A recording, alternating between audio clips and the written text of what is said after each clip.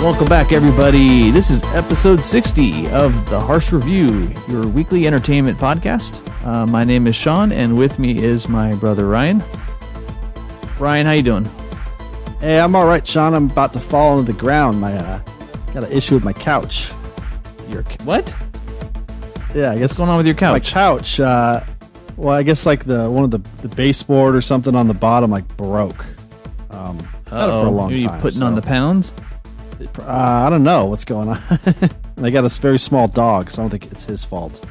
But so the couch is like kind of gradually sinking into the ground.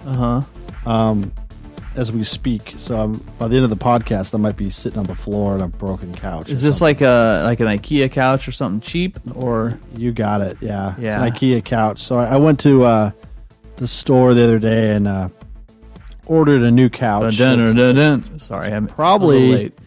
I went to the store.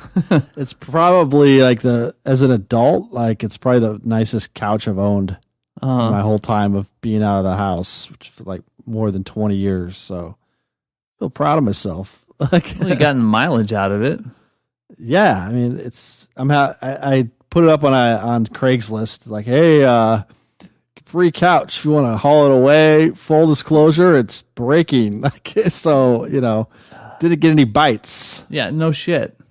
Yeah, I mean, so I'd rather just pay someone to come haul it away and get it out of my sight. I have like neighbors where I live. It's pretty nice, but every once in a while you go out to the dumpster and there's like a couch just sitting there, and it's like, well, that's not getting hauled away. Yeah. So the couch just ends up sitting there for a couple of weeks and then it magically disappears. I'm sure somebody grabs it. You can have like Salvation Army; they'll come pick it up for you. Even if it's broken? You don't tell them it's broken. Yeah, well, it's pretty noticeable, Sean. Like if you look at it, like it's definitely got some sinkage going on. Sure. Even the dog like jumped up on it and like sunk down and scared the shit out of him. So he like jumped right off. The dog. You can say Todd. Todd. Yeah, it's pretty noticeable. Like if you were to pick it up, I think the bottom of it would just start collapsing in on itself. So, yeah. If it's an IKEA couch, you could probably take it apart piece by piece and then slowly dispose of it in your dumpster. Or do what I do. Like Ted Bundy. Yeah, much like a serial killer would. Yeah, well, we'll talk about that in a moment. Nice segue, Sean. What for me, always living in apartment complexes and stuff, I would just take it out like 3 a.m. when like make sure nobody saw me and just dump it and be like, your problem now. No one saw me. Yeah. I'm going to pay someone like $60 just to come get rid of it. They're going to take it to the dumpster or not the dumpster, the dump or whatever and get rid of it. So yeah, I'm fine with that. All right. Whatever. I have a little more class than these other people. Well, if you're looking for something new, let me know. I've got some experience with couches. I've sat on I got one coming. What'd you get? I already picked. I went to a place called Dan's Discount Furniture, which is that sounds legit. No, it's not like shady or anything. It's actually got to really be running nice. something out of the back though. Come on. Yeah. Like, where the body's at, Dan? It's a front or something. Okay, so you got something nice. You like it? Yeah, it's a lot. It's bigger. It's like a little higher off the ground. Yeah, I don't know if I'll be able to do the podcast from the couch anymore, so I'm gonna have to do some tweaking with the audio computer setup, which is fine. Why can't you do it on the? So first of all, I didn't know you were doing it on the couch. Explains everything. Yeah. B, sure. Why can't you do it on the new couch? The couch is a little higher, so it just depends on the height of where I could put the microphone and everything. You can get like a boom stand. That's like $20 on Amazon. You can just have it, Yeah. I'm not ruling anything out. I got to see it when it gets here, but all things are on the table. Yeah, it's up for. I cleared out a lot of the shit in the living room just to make way for the guys to come take this couch out. So yeah. I'll move the computer around and then see what happens. And they're coming to get it Tuesday. Couch comes Wednesday morning. New couch. Look at you lining things up. Yeah. Good for you, man. Take care of new furniture is always exciting. There's a little bit of a break-in period, but yeah, that's cool. For me, I got new furniture as well. Oh, what'd you get? Well, I've been doing research for a while nightstands? on getting a new office chair. Ooh. Just because I sit in a chair most of the time for work, when I'm going from meeting to meeting or who knows what. And then, at home, I'm logging many hours playing games, doing a podcast. You don't want a gamer's chair? So, yeah, that's what I bought. Whoa. But it doesn't look totally like a gamer's chair because a lot of them are, got all these like big wings and holes in them. And a lot of them can they look like race chairs. And it's kind of got a very similar format to that, but it's more of, ergonomically friendly, so to speak. Yeah. Research lots of things. I spent about $400 on it, which is actually probably like mid to high range for like a professional studio office chair. Yeah. But it's interesting because the first thing you kind of notice is it's stiffer than you would think. You'd think like, oh, I'm gonna get some cushy thing like a lazy boy. It's like, nope, this thing's stiff, almost like hard as a rock. But it kind of needs to be, I guess, especially for the time you're spending in it. I played like a 9-hour stream on Twitch the other night. Oh, and I'm what like, does your no problems. What does your wife think of you when you do that, Sean? She's usually asleep. So this was she from, bring you food? No, I'm like, hot pocket, mom. Yeah, Jenny, bedpan. Yeah, well, bedpan. Boom boom. Urgent. Boom boom. Yeah. She she's fine with it. Like, because normally I don't start until 8 or 9 at night, and then I'll just go until the wee morning. Yeah. So that's how I kind of funny because I signed up for Twitch and I got the notifications, and then it's like Sean is now live. Yeah. What time is this? Okay. Well, you gotta stop by and say hello. Yeah, I might have to. You haven't even come yet. That's pretty fucked up. Like, I'm just support your stalking brother. you through. Yeah, I know. Shoot that guy. Yeah.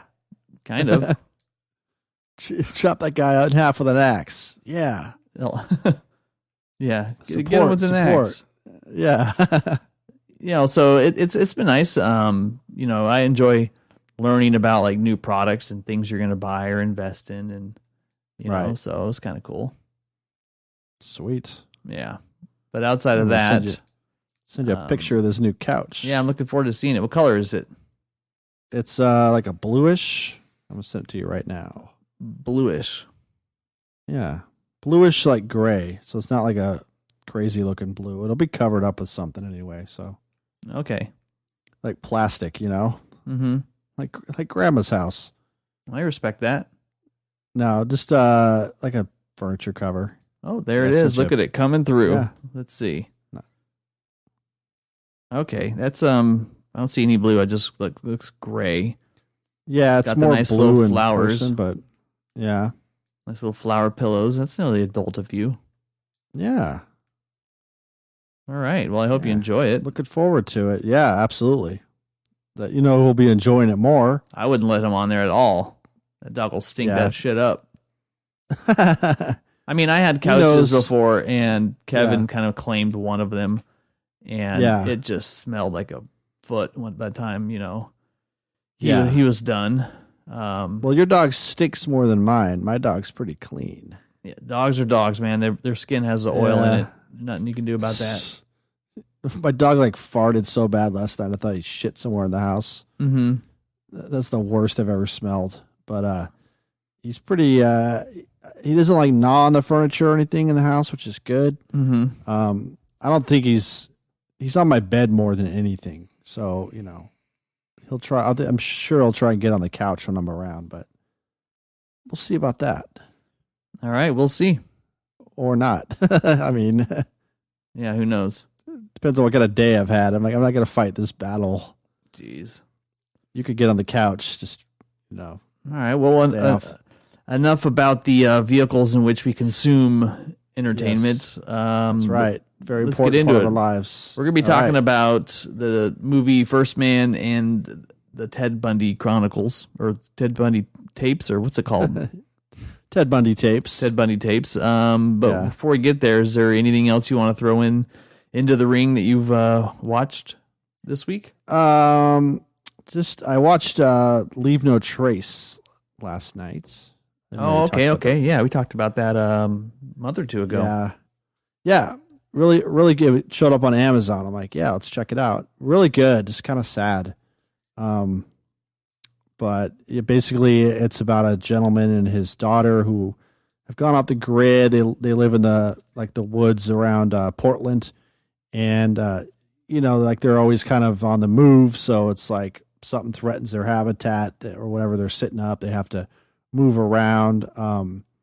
You come to find out, he's like a war veteran and he's going through some pretty serious stuff. So it's a very simple film. I thought it was very good. I thought the daughter was great. She was I've never seen her before, but great acting job. And Ben Foster, that's his name, right?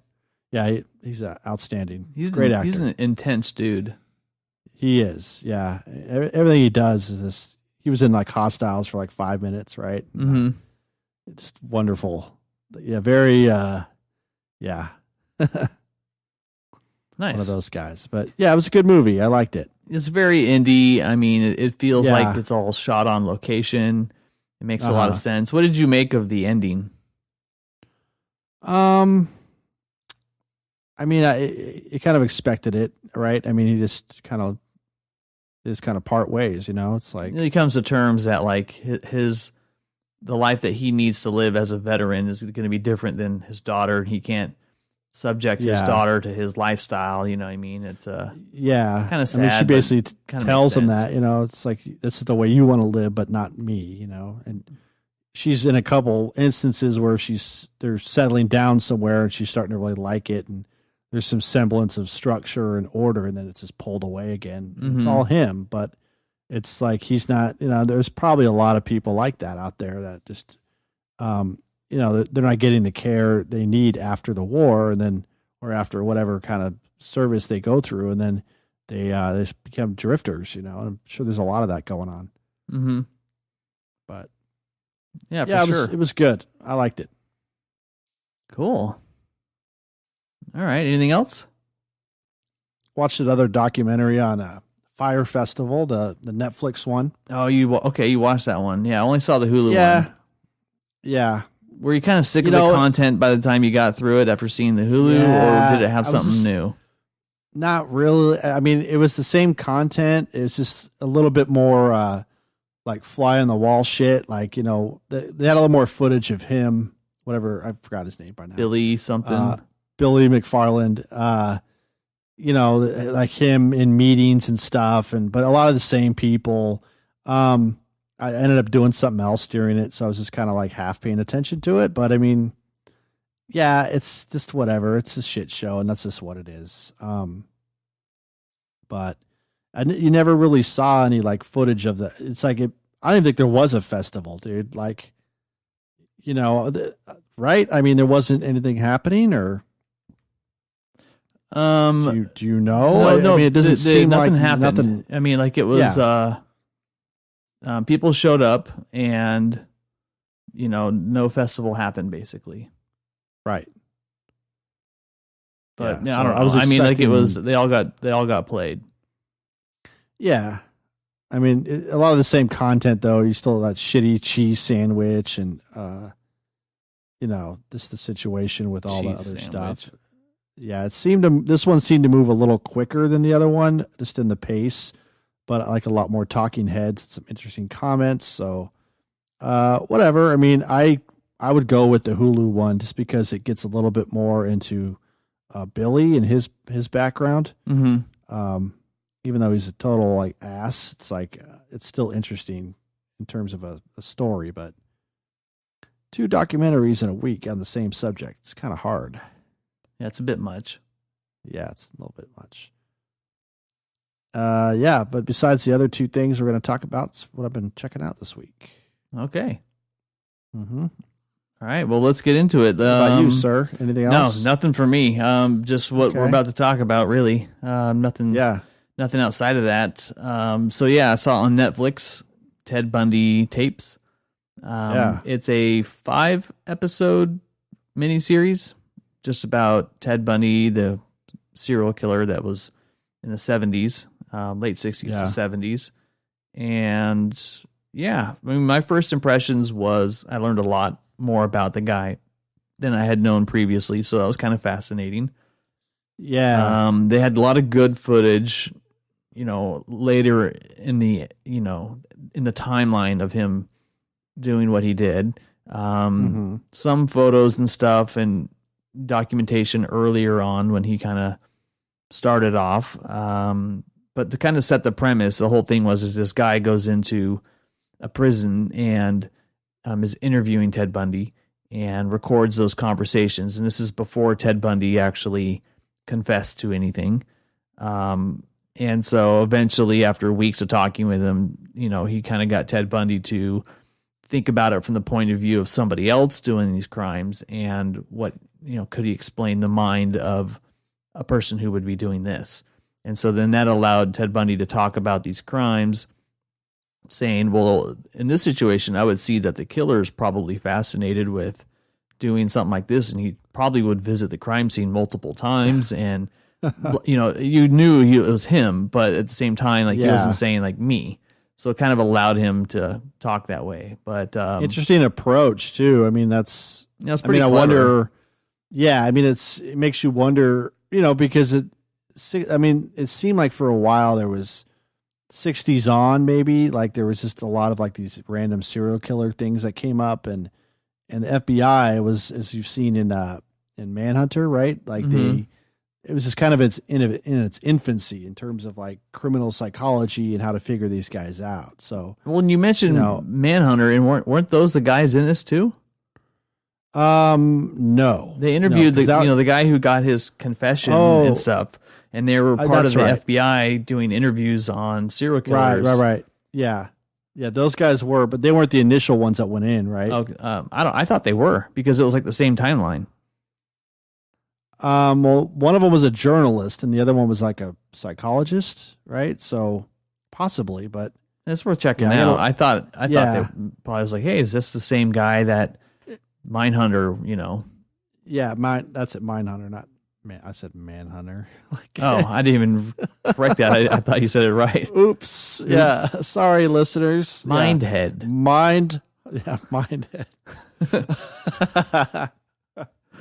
It's the dumbest reference. Sorry, go ahead. I know, it's okay. Either way, it's still interesting how they just kind of had to start doing stuff, just to figure out, let's try this, and then it's kind of brilliant, to do that. Just let's see if the guy can talk in the third person. It's someone else, almost as if you're assuming he's paranoid schizophrenic. He might be tapping into that other personality or whatever it takes. He described something called, I thought was pretty scary, called the entity. It was this thing that took over Bundy and made him do stuff. And, there was a voice in his head. So that's pretty creepy, man. So let's get into the details a little bit more about it. Now we kind of set the stage, but I just wanted to kind of start off saying that I felt like the Ted Bundy tapes was a big MacGuffin, or just very misleading. Probably the worst thing about the whole show is because there's very little content from that interview that led to anything that we're talking about. It doesn't have a strong presence. It doesn't really have any significance over the main story, and it really fizzles out quick. So they really have a lot of content on the tapes, and I noticed in some parts where they repeated some stuff. Yeah. So I thought it was just interesting. It was just, it's not what they set it up to be. And you kind of go, it's called a Ted Bundy documentary. That's all they needed to do. Right. Yeah. Right. Okay. So with that being said, I mean, what did you think of it as far as how well it was made as a documentary? Anything, any takeaways from it just in general that were new to you? I thought it was very well researched. I mean, it got a potential victim interviewed. It had pretty much everybody that was involved in the case. Had a guy that he had sort of confided in at one point, and a religious dude. So I thought that was cool how they pulled all these people in. But like you, I did learn a lot. Like I didn't know he escaped twice. And the first time was like he just jumped out a freaking window. Yeah, 25 feet down like, and then split. Yeah. And then the other time he just like climbed up through he basically starved himself for a couple weeks and then made a hole in the ceiling and climbed up through it and then went out and killed some more. So it was kind of weird because I remember growing up because, the guy was, he spent a lot of time in the Pacific Northwest where, Yeah, my neck of the woods. Right. I'm like 10 minutes away from that park where he abducted 2 women in the same day. Oh, wow. Yeah, it's like right down the street. Right. Yeah. So, I mean, I just remember as a kid, like maybe hearing about it, but then like the timeline for me was messed up because it's like, well, he got caught in 1980. So it's like I was too young to remember, but I didn't realize he was in prison for like 10 years before they executed him. Mm-hmm. And I know around the same time too, up there, you had the Green River Killer, and that it took about 10 years for them to find that guy. So it was like, I guess that area might be a breeding ground for, psychopaths. Yeah. But, like he did, I wasn't aware either that he was all over the place. I think they counted like 6 or 7 states where he committed crimes. He eventually confessed to like 30 of them, but they're saying there might be a ton more. Yeah, they're saying up to 100. Totally, yeah. It's the guy was so compulsive and just what was really like crazy to me was the woman who was into him and stuff when he was on trial. I wasn't aware of how like involved he was with the case in the courtroom and how he was like testifying for himself, representing himself. And the guy was like kind of funny and charismatic, but then it's like, hold on a minute, like he's a freaking sociopath. You know what I mean? So it's like you can easily see how someone could manipulate somebody with what he was doing. I mean, I'm obviously probably really smart, just super messed up. But like he would just do everything like where he would kind of, it's almost like he's filibustering, you know what I mean? Mm-hmm. And then I didn't realize like he just kind of denied everything. And then in the very end, like in his last days, he finally confessed to killing all those people. And I think that's probably the most significant portion of those tapes is where he actually, said, well, there might've been up to 30 people that I can name and like in these states. And, but like you said, there's most likely tons more. He didn't really leave. He didn't really like go to any big lengths to like hide the bodies or anything either, which I wasn't aware of. Yeah, but not all of them are found. Yeah. I mean, when you take him out in the woods up there, it's like, who knows, right? That's true. But yeah, I mean, the thing that kind of stood out to me is I agree. He was very intelligent, very well-spoken, very manipulative, very smart, and really good at it. And yeah, didn't make sense how he was good at it. Like I wish they would have talked more about like how come they couldn't get anything. Like, more about, what was it that made him a really good serial killer other than that he had this impulsion. I almost kind of feel like it's a convenience of the times because, their technology really wasn't there to do a whole lot more. That's what it kind of felt like. And also like the technology has really kind of squashed a lot of people from being serial killers, like you're not really hearing about it so much. Now what's taken over is like these mass shootings. Mm-hmm. That's become kind of the replacement. But when you like things like with the Zodiac killer, part of the reason why that guy was never caught was just because of the lack of communication. And then the fact that all these different people from different districts were involved and not communicating with each other. So that has changed quite a bit. I mean, even with Manson, that was another reason too why it took a while to catch him because there was a lack of communication between 2 different, districts that were kind of competing. So now it's all a little bit different. It's kind of just, you don't really hear about serial killers as much as like the mass shootings, which are happening a lot more frequently, I think. Yeah, I can see that for sure. It's just kind of a crazy time where somebody could just go and kill that many people and just get away with it. Yeah. I don't know. That's pretty and nuts. over such a wide radius, just having, I mean, Son of Sam was like in a certain district in New York. So that was just like, everybody was on high alert for that guy. But Ted Bundy was all over the place. So it's kind of like he was just kind of freewheeling, changing his appearance slightly. Did you notice him in that lineup? That was interesting. Yeah, he was smart enough to like part his hair, change the way he looked, do all kinds of different stuff. And then she spotted him, and that's like, yeah, that's the guy. Yeah. Right away. What's also kind of crazy is that, like, I don't know the timeline, but our mom and most of their family lived in the same town. He wasn't born in Tacoma, but they lived in Tacoma, and right in the same age range of when he would have been targeting people of that age. I don't know. I don't know if they were still living here then. But I'm sure they were. It's just, that's maybe where I remember hearing about it. But it's kind of nuts, dude. Doesn't really get too like you said, doesn't really get too in depth with that, but it was still good. I mean, I watched the whole thing in a night. Oh, you burned through it? Okay. I did in like 2 days. Through it. I was like, I needed to take a break. I was like, okay, it's really fascinating. I really enjoy hearing about people like that. But at the same time, you're also kind of like, it's just mentally fatiguing because, you're just hearing like this guy just going around murdering all these people. I don't know. It's scary as shit too. Yeah. I mean, there was a point where like, this is like pretty nuts, dude. Pretty nuts. Yeah. No, I agree. And he was a Republican, so hey. Oh, there you go. Hey. What are you trying to say here? I'm not trying to make any correlations, but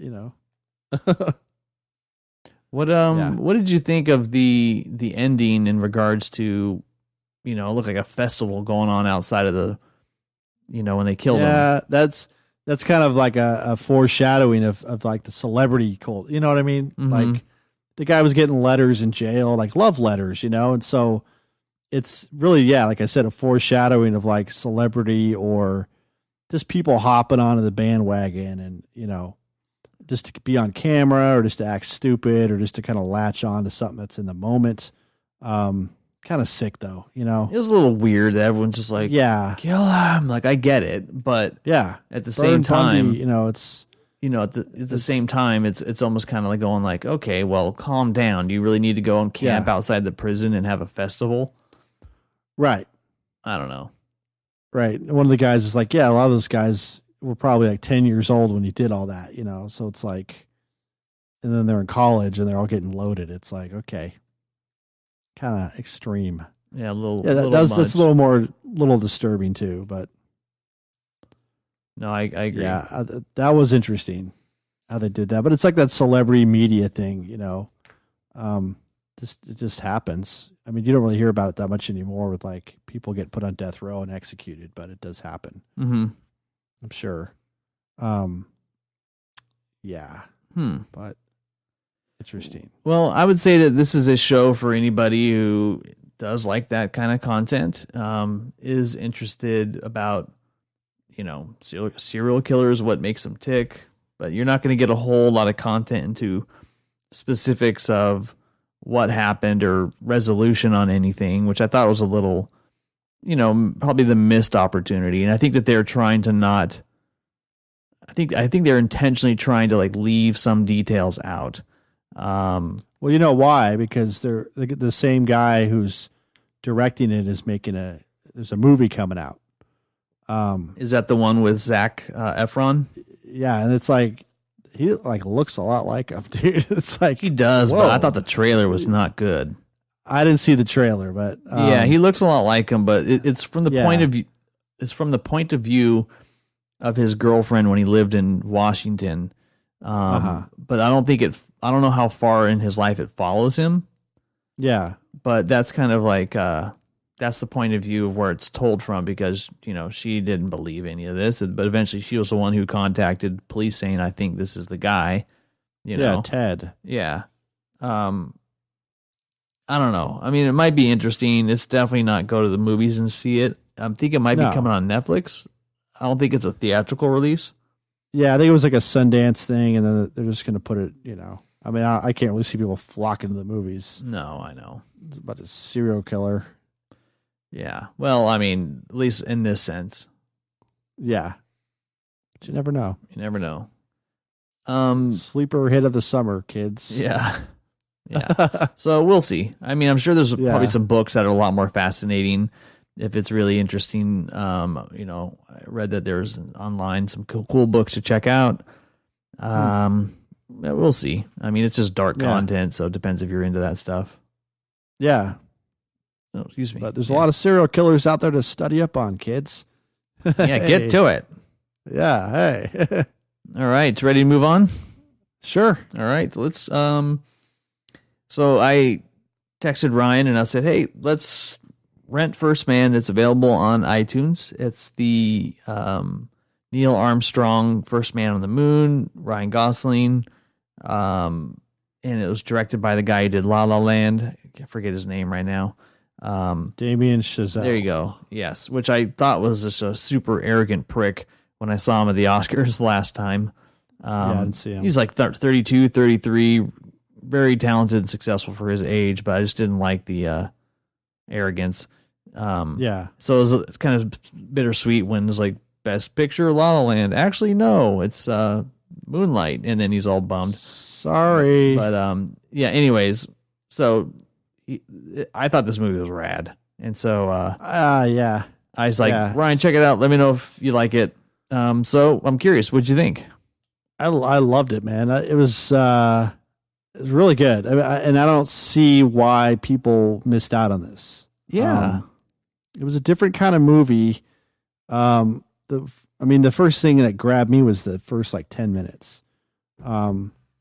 Where Neil's basically I guess breaking the sound barrier and hitting the stratosphere, and it's just the sound editing in this whole movie is just amazing.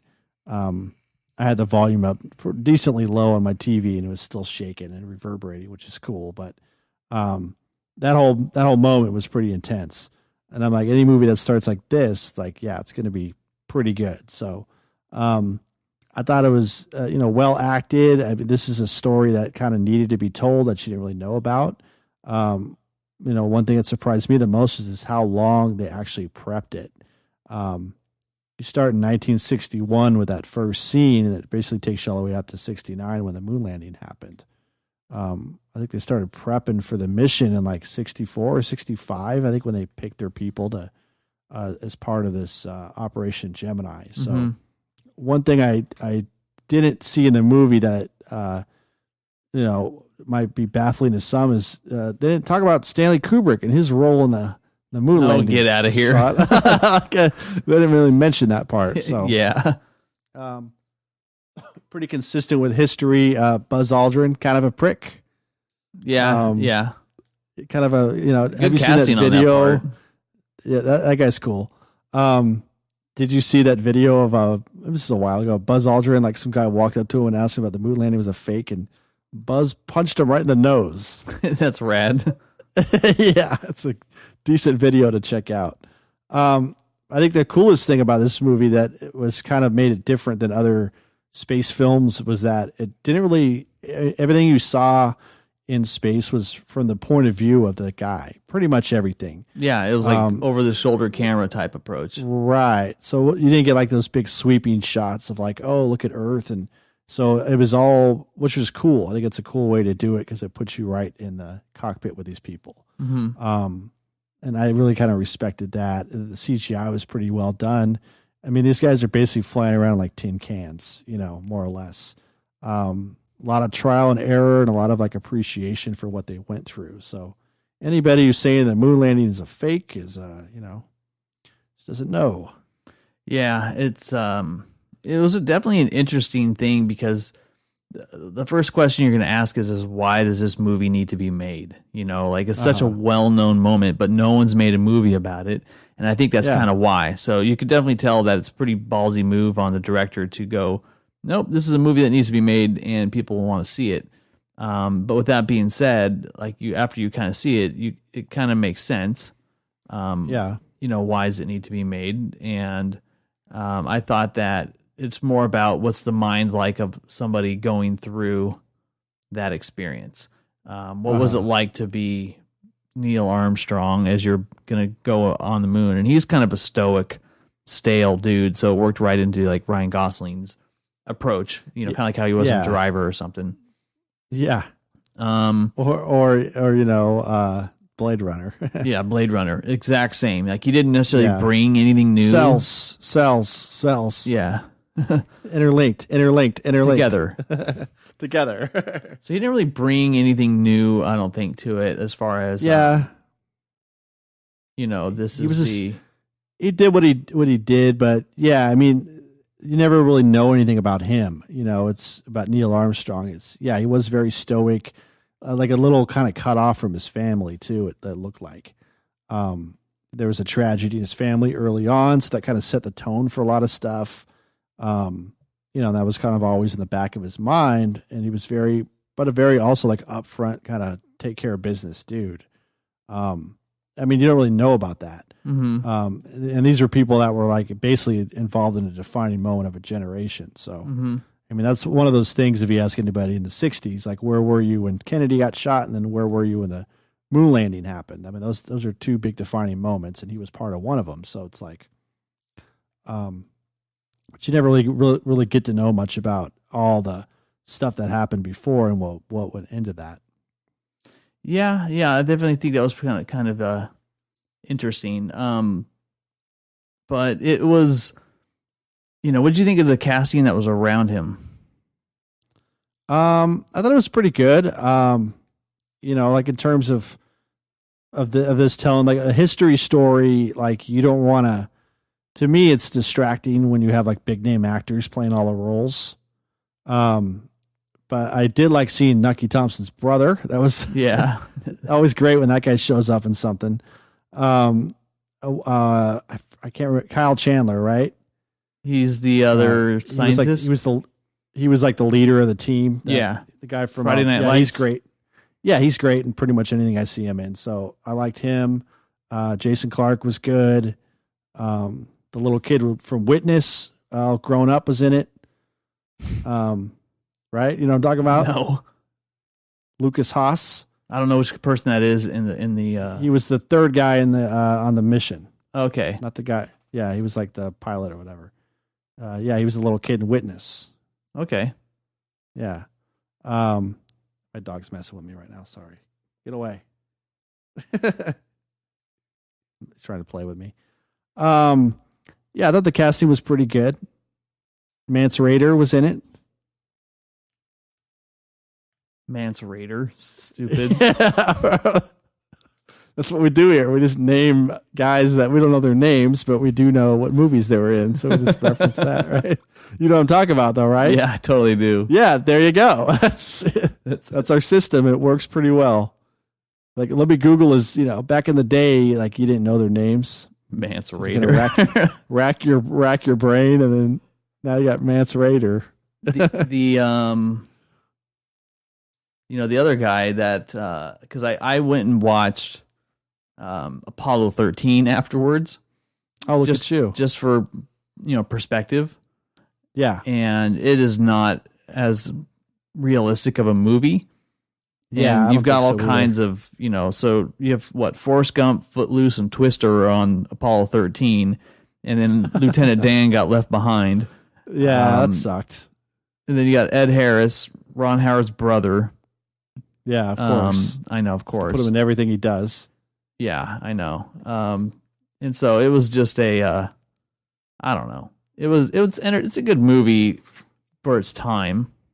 Yeah, but that's about it. But I mean, with First Man, it's like all the stuff they were doing, like with the point of view of them, and just all the sounds, and it's made you feel like you were in the cockpit with the guys.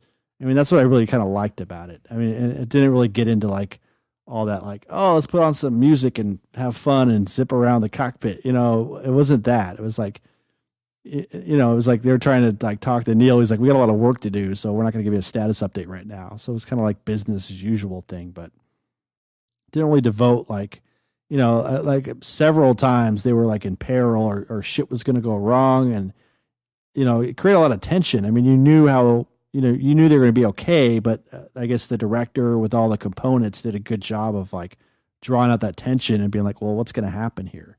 All the way from like the mission all the way up. So, didn't know like a couple of people lost their lives, like in basically the space race and all the stuff they had to do. This was a time when we were competing with the Soviet Union to see who could, get up there first and then who could walk on the moon. Which is really kind of ridiculous when you think about it.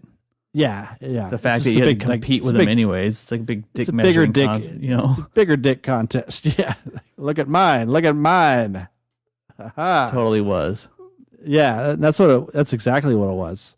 To like no end, really, because it's like, I guess they knew after a while. It's like, yeah, the moon's not habitable. You can't really grow anything there. It's kind of like just getting there is one of the things, but a lot of risk. I mean, you're putting a guy up in extreme heat temperatures. You have to develop everything.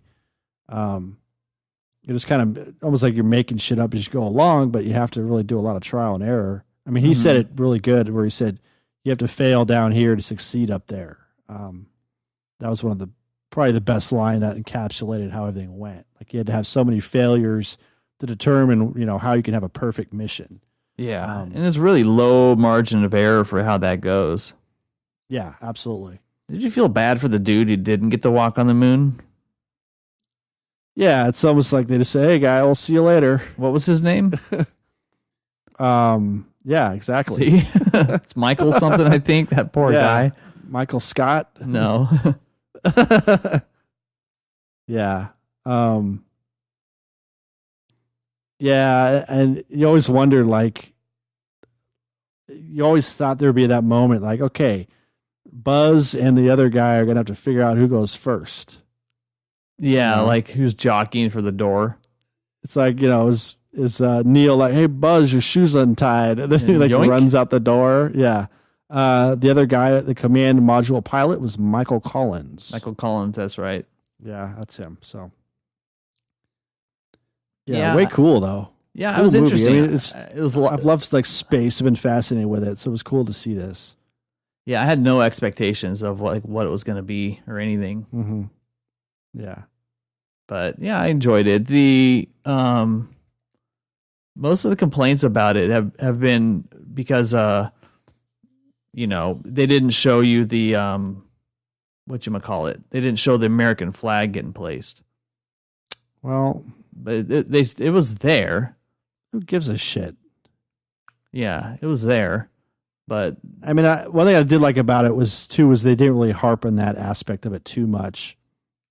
That whole space race thing, it made it a little more like as a human like achievement thing rather than like it's a nation and we have to do this because we're trying to beat communism and da da da da. So it became more of like a human story that rather than like this patriotic kind of rah rah bullshit that you would kind of expect from a movie like this. I think. You didn't really have that. It's just you had people and like you kind of knew what their motivations were and why they wanted to do this after a while because they'd worked so hard to get there. It's like, well, we need to finish what we started.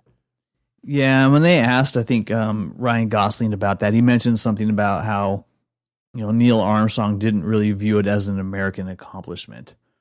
Right. At least that's what his interpretation of it was. Yeah, which that makes sense because it is kind of it's a pretty big deal, It's a human accomplishment, though. I mean, it's comes from ingenuity and like a lot of people working together. Mm-hmm. A lot of people, some people dying. Just a lot of people like kind of building on what they learned and coming up with this as the next step. Mm-hmm. Absolutely. Yeah. Yeah. Well, but is that like why? I mean, why do you think this movie was like almost ignored? I mean, I think we kind of joked about it. Like, yeah, no one saw that. It's like, why do you think this movie didn't garner like a lot of the attention? Money. It didn't seem like it anyway, right? I mean, I think it's probably some of it was because of how it wasn't patriotic. Okay. And so that was a lot of complaints some people were having.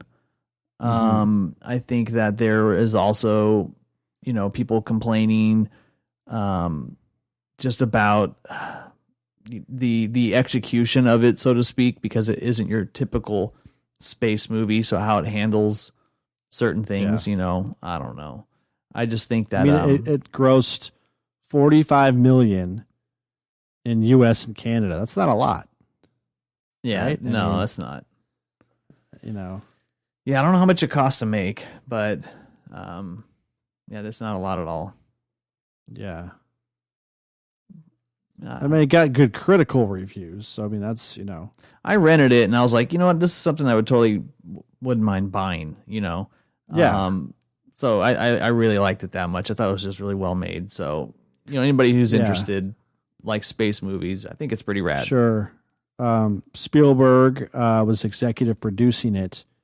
And then the original director, way back in 2003, so this goes back a ways, was Clint Eastwood.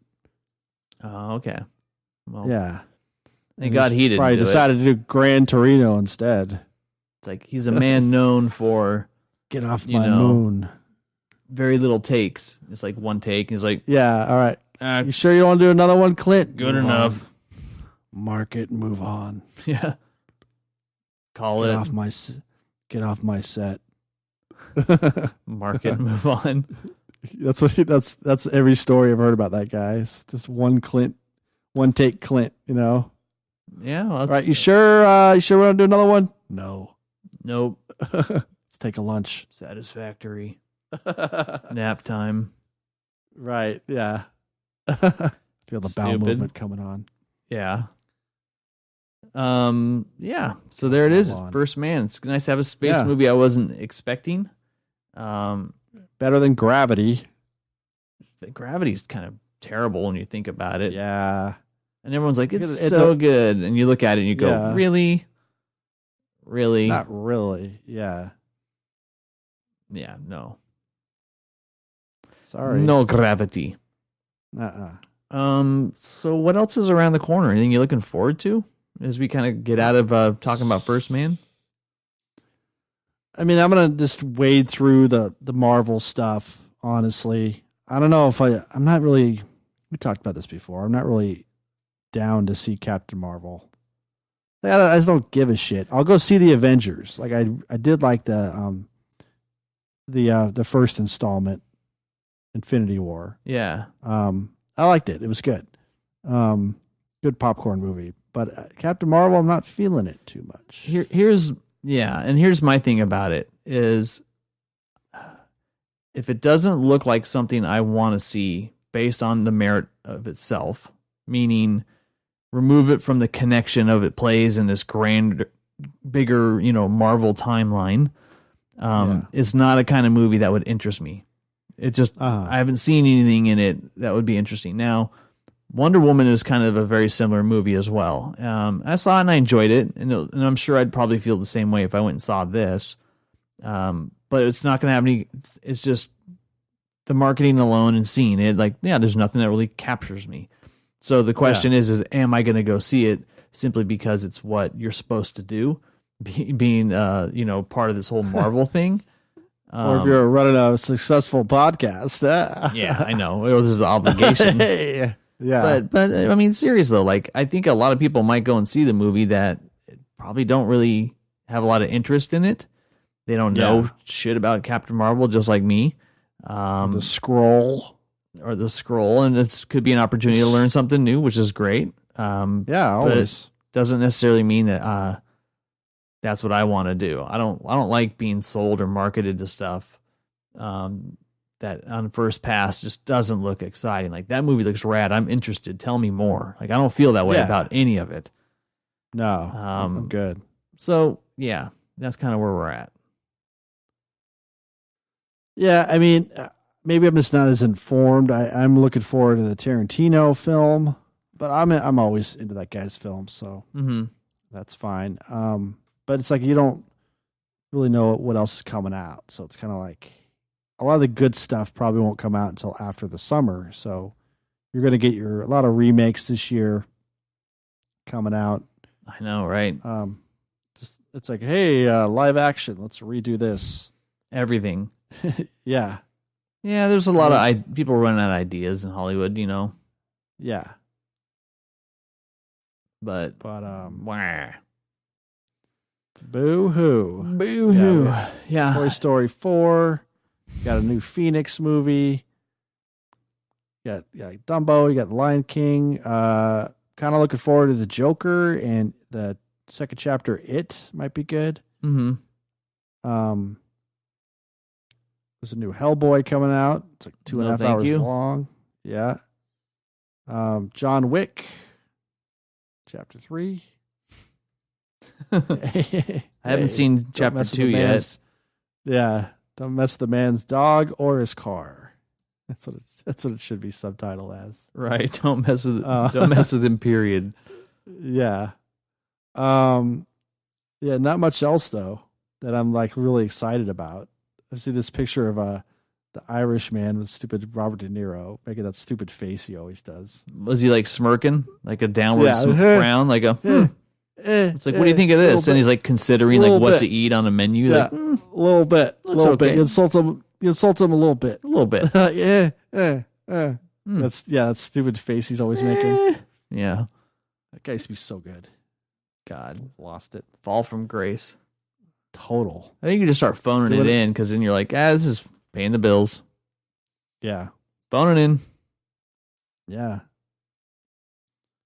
All right. Well, sorry, folks. Nothing else exciting here. Yeah, I guess we're just hang it up here pretty soon. Yeah. What else is going on? Yeah. Tell me about life. Mm-hmm. Nothing's going on, and I think it's time for us to get out of here. So thank you very much for stopping by, listening to the show. Don't forget to subscribe to your favorite podcast player so you get notified whenever we go live. And Ryan and I's mission is to find something exciting to talk about next week, or we might as well just be dead. Sure. We'll figure it out. There's always something that comes up, some little gem or something on there, and you're like, we'll keep it interesting. So be sure to stop by next week. And again, thank you for stopping by episode 60.